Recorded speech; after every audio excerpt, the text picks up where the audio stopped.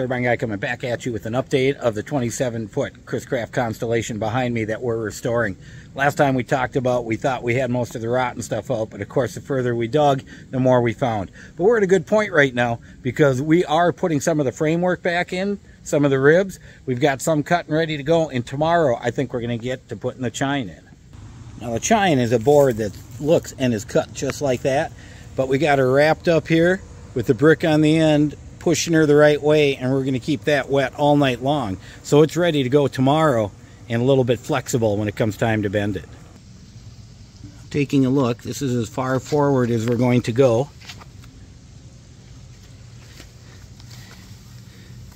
We've got what we think are the rotted boards out.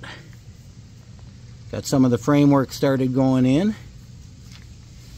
That was all rotted, so we got a new piece coming out here, all shimmed out. And we've got the 4 ribs. They're going to go in these 4 spots, cut and somewhat formed, but we're going to have to work those in.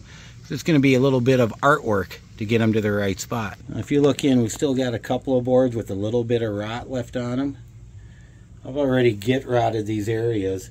For instance, this area, when we fill it full of 5200, we're going to put a little plywood down in there. And we're going to goop them up really good before the first layer of plywood, and then we'll probably stick even another layer on top.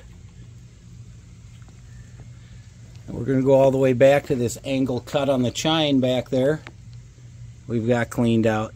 And that's our plan for tomorrow, and we've got this rubber guy in. Kind of give us an idea where the top of that chine has to run as we're going. Just to give you one last view of the lumber we have out of there and we have to replace.